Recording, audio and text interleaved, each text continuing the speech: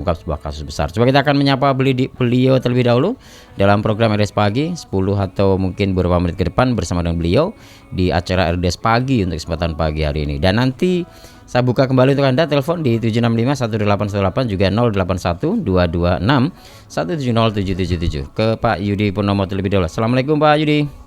Waalaikumsalam warahmatullahi wabarakatuh. Alhamdulillah. Kabar baik Pak Yudi pagi ini? Alhamdulillah baik, luar biasa. Ini posisi di mana ini Pak Yudi? Oh, saya lagi di apa? Di rest area lah, lagi di jalan. Oke. Tapi udah berhenti di Baik. rest area lagi sambil sarapan. Baik, mohon maaf saya Gimana? ganggu waktunya Nggak 10 apa-apa. menitan ke depan. Ini Pak, ini sekarang sedang rame nih terkait dengan OTT. Betul. Bahkan Pak Luhut sendiri menyampaikan bahwa OTT itu adalah sesuatu yang sifatnya kampungan katanya gitu ya. Ini Ya. tidak harus ada di negeri ini. Ini gimana kalau menurut Pak Yudi? Pak Yudi kan menyampaikan bahwa OTT masih sangat penting ini. Silakan, Ya. Pak. Ya, tentu kan semua orang punya pandangan lah terhadap OTT ya. Berdasarkan perseptifnya masing-masing ya, termasuk dalam hal ini misalnya yang dikatakan oleh Pak Luhut gitu kan, ataupun Firly Bahuri selaku Ketua KPK gitu. Namun berdasarkan pengalaman saya ya dari kan saya di KPK sejak 2007 ya. Sampai sudah, 2021 kemarin kan September itu ya, kan. artinya sudah kurang lebih 15 tahun lah ya. Bagaimana saya melihat bahwa mengapa sih OTT terus yang dipermasalahkan gitu kan? Kenapa bukan koruptor yang dipermasalahkan gitu Nah, kan? itu dia. OTT ini kan hanyalah semacam tools gitu ya, alat ya, pendengar bahwa dari begitu banyaknya senjata kita untuk melawan korupsi. Jadi OTT itu hanya instrumen kecil di penindakan dan bahkan hanya bagian salah satu bagian dari penyelidikan ya. Artinya untuk mengungkap kasus korupsi kan ada dua cara. Pertama itu penyelidikan terbuka. Artinya ini adalah peristiwa korupsinya sudah dilakukan sebelumnya, sudah terjadi gitu. Dan penyelidikan tertutup artinya korupsinya ini belum terjadi, namun akan terjadi. Nah, inilah yang kemudian di OTT. Nah, berdasarkan pengalaman saya, OTT ini kan penting karena pertama, bahwa korupsi ini kan karakteristiknya adalah kejahatan tersembunyi. Ya, kemudian hanya diketahui sedikit orang. Tidak ada orang korupsi kemudian dia melibatkan ribuan orang atau ratusan orang, hanya segelintir lah. Dan itu adalah orang-orang yang dipercaya oleh mereka. Atau bahasa kita sekarang circle-nya koruptor gitu kan. Jadi hanya di circle-nya mereka gitu kan. Kemudian yang kedua tersembunyi.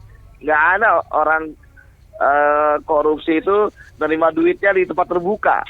Nerima duitnya itu di mesti sembunyi-sembunyi kan. Tempat-tempat keramaian, pasti sembunyi-sembunyi. Dan untuk membongkar itu maka perlu OTT. Apa senjata OTT yang paling utama? Itulah penyadapan. Ya, walaupun mereka melakukan sembunyi, tapi kan mereka harus punya komunikasi juga antar mereka ya. Disitulah kemudian komunikasi itulah kita intercept ya. Tentu lawful intercept ya, penyadapan secara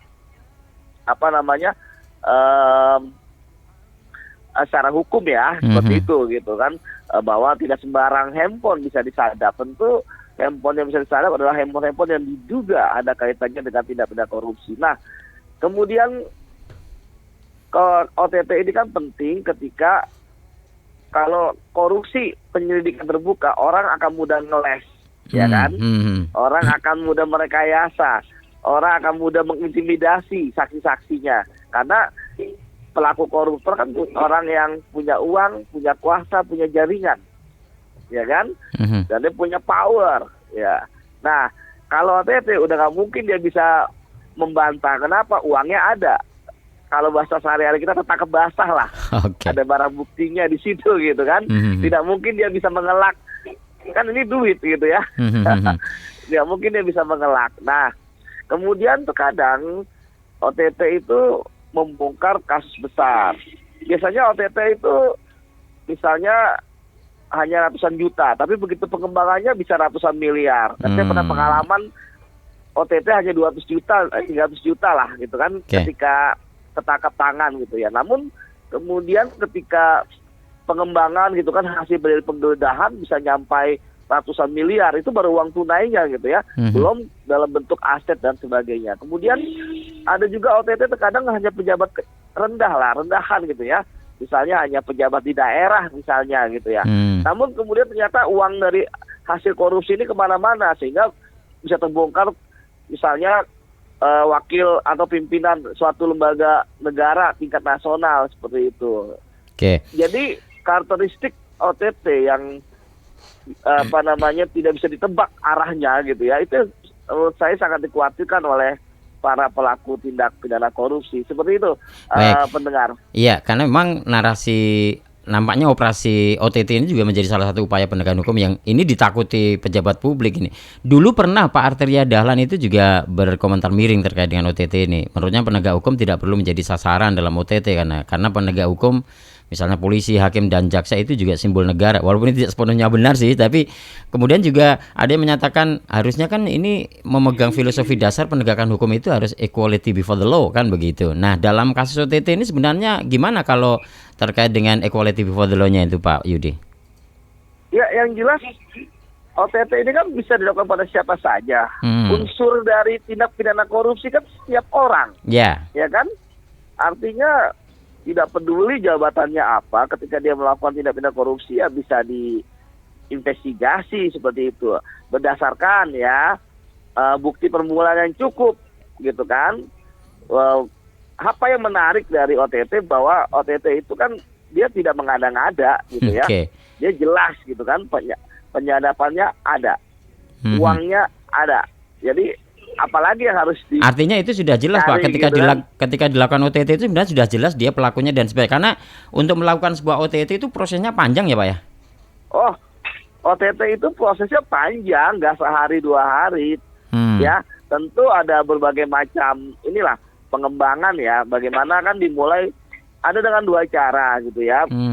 Pemantauan dari kantor KPK misalnya, atau kedua dari lapangan gitu ya, melakukan surveillance gitu ya, penjejakan atau bahasa kita pembuntutan lah, ya kan. Jadi memang OTT ini itu selain dia operasi penegakan hukum, dia juga suatu operasi intelijen gitu kan. Gitu. Artinya kalaupun dimasukkan dalam praduga tak bersalah misalnya, kayak itu tidak bisa masuk dalam hal ini ya? Asas praduga tidak bersalah kan dilakukan ketika proses penegakan hukum ya, bahwa walaupun dia tertangkap tangan, dia basah, tetap saja sebelum dia ingkrah ya, mempunyai kekuatan hukum tetap di pengadilan, tetap kita harus menjunjung asas praduga tidak bersalah. Artinya kita tidak boleh melanggar haknya, kan seperti itu kalau kita berbicara filosofis dari praduga tak bersalah, presumption of innocence gitu kan. Tapi kemudian selama ini Pak, pengalaman Pak Yudi sendiri dari tahun 2007 hingga 2021 itu terkait dengan penangkapan yang OTT ini, semua yang ditangkap secara OTT pasti menjadi tersangka dan kemudian masuk ke BUI ya? Betul, ini menarik 100%. 100%. Ya, 100% orang yang tertangkap pada saat OTT ya pasti kemudian nanti akan menjadi tersangka gitu ya. Yang kemudian kalau ada juga jadi saksi ya, tapi pasti ada tersangkanya gitu kan ketika ada suatu proses OTT ya. Kemudian divonisnya bersalah gitu kan.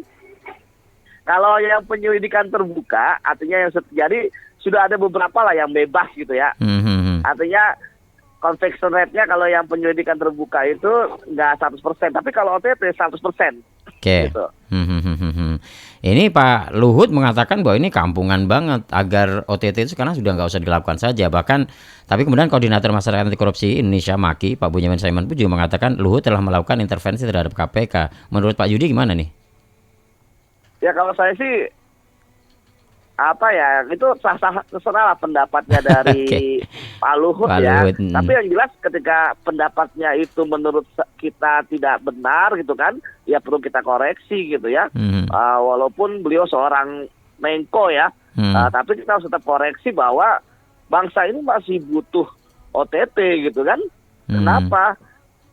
Karena ketika dikatakan nggak ada OTT pun gitu kan korupsi jadi berkurang, ya tidak juga gitu kan. Oke. Memang hari ini tidak ada orang yang korupsi, pasti ada. Cuma kan bagaimana penegakan hukumnya seperti itu. Kita bisa melihat bagaimana KPK sendiri kan sampai saat ini kan baru 3 ya tahun ini ya, gitu ya. Pada tahun 2018 sampai 30, Itu luar 2019, biasa waktu itu. 21 gitu kan. Tapi ada bukti bahwa korupsi tetap ada. Bagaimana kita lihat Kejaksaan Agung sangat luar biasa gitu kan. Sampai triliunan terakhir melibatkan menteri dalam proyek BTS. Sebelumnya kita lihat bagaimana di Waskita Karya direktur utamanya sampai fiktif loh 2 triliun gitu ya. Bayangkan ketika ketika suatu perusahaan karya gitu ya, dia proyeknya fiktif 2 triliun, itu bagaimana? Kan dia membangun. Masa misalnya jembatan itu fiktif gitu kan, apa yang difoto ketika pembayaran gitu kan? Kemana itu semen, kemudian kerikil gitu kan? Misalnya bangun jalan, apa yang diaspal 2 triliun loh. Kita aja dengan 10 juta aja udah bisa berapa meter gitu kan? Betul. Ini 2 triliun luar biasa gitu kan? Lagian kalau sekarang ini itu buat di Lampung misalnya, waktu kemarin viral udah berapa jalan di Lampung yang bagus. Seperti itu pendengar. Baik, lagian kan ini Pak, indeks persepsi korupsi kita kan juga anjlok Pak tahun 2002 itu. Dari 38 menjadi 34. Itulah. Ya betul, dari 38 jadi 3. Ini hanya retorika saja lah yang saya lihat gitu ya. Namun sekali lagi kan ini kan hanya pendapat orang ya. Kalau kita sebagai orang hukum, pendapat orang kan bukan sebagai sumber hukum ya, sesuai dengan undang-undang tata urutan perundangan di Undang-Undang 12 tahun 2011 ya. Artinya ya sah-sah saja saya pikir gitu kan. Yang jelas ya walaupun misalnya KPK hanya 3 OTT tahun ini gitu kan, kemudian OTT banyak dikritik, yang jelas dasar hukumnya masih ada. Ya entah nanti akan dilakukan oleh pimpinan berikutnya ya nggak jadi masalah bagi saya seperti itu. Intinya Pak Yudi ingin mengatakan bahwa OTT itu sampai sekarang masih diperlukan dan ini sangat penting begitu ya untuk penegakan hukum di negeri ini terhadap korupsi. Betul lah. Kenapa? Memangnya pejabat-pejabat negeri kita bisa diceramahin, jangan korupsi ya. Itu masuk telinga kanan buat telinga kiri gitu kan. Mereka karena bagi mereka ketika mereka korupsi, ketika ketangkep misalnya ya sial aja bagi mereka gitu kan. Ya karena hasil dari korupsinya itu ya bagi mereka kayak bisnis gitu ya. High risk gitu kan, high profit gitu kan, risiko besar tapi ininya gede, dapurnya juga banyak. Ya kan nggak ada korupsi 1.000-2.000 perak Mas, korupsi nanggung kan pasti sampai miliaran gitu kan. Kalau perlu triliunan sekarang itu kan. Ya kalau perlu triliunan, karena pikiran dari pejabat negeri kita yang korup itu adalah selama mereka masih menjabat, selama mereka masih berkuasa, selama mereka masih punya kewenangan, selama masih ada yang bisa diduitin dan masih ada orang yang mengasih duit kepada mereka gitu ya, mereka tentu tetap akan korupsi. Hal yang sederhana misalnya, coba mereka menjabat pasti banyak parcel ketika hari raya keagamaan. Coba misalnya mereka pensiun, emang ada yang mau ngirim parcel? Ya nggak ada lah, karena itu adalah simbiosis mutualisme dalam kejahatan korupsi seperti itu. Yang terakhir nih Pak Yudi, apa harapan jenengan terhadap negeri ini, terhadap KPK, terhadap penegakan hukum terkait dengan korupsi ini? Silakan Pak. Ya tentu melihat kondisi sekarang kan bagaimana indeks persepsi korupsi kita melorot, bagaimana kinerja KPK menurun, bagaimana kepercayaan pada KPK menurun, malah konflik internal gitu kan, mulai dari korupsi di rutan, perjalanan dinas gitu kan, sampai pelecehan seksual terhadap istri tersangka gitu kan, pimpinannya melanggar etik. Ya bagi saya ini adalah dinamika dalam beratas korupsi. Kedepannya kita berharap ya kondisi ini akan segera baik lah, segera pulih gitu ya, bahwa ya tentu korupsi harus kita berantas. Kenapa? Kalau tidak seperti itu ya kasihan rakyat gitu kan. Kita tidak berbicara mereka yang mampu, mereka yang istilahnya ini ya bisa bertahan ya ketika bisa korupsi, bertahan hidup ketika korupsi masih ada. Tapi ketika bagaimana rakyat gitu kan yang mereka anggarannya dirampok gitu kan, dibegal gitu ya oleh para koruptor ini. Jadi kita berharap ya setidaknya ya ya sama seperti kejahatan lain ya, pasti kan pencuri selalu ada ya. Nah, koruptor ini yang penting harus ditangkap gitu kan. Supaya apa? Supaya jadi efek jerah bagi yang lain. Seperti itu. Karena bagi saya OTT adalah kampanye pencegahan yang efektif supaya orang takut untuk korupsi. Walaupun bagi pengalaman saya ya paling mereka hanya tiarap sementara untuk kemudian Bangkit berpikir kembali. lagi bagaimana selangkah lebih maju dari penegak hukum. Seperti itu. Baik, terima kasih Pak Yudi. Mohon maaf waktunya Oke. saya ganggu pagi ini dan Oke, selamat menikmati terima perjalanannya. kasih. Nggih. Sehat-sehat semua. Amin, amin, Para amin. pendengar ya. Oke Mas juga sehat-sehat juga. Terima Amin, kasih. amin. Terima kasih Pak Yudi. Baik, pendengar.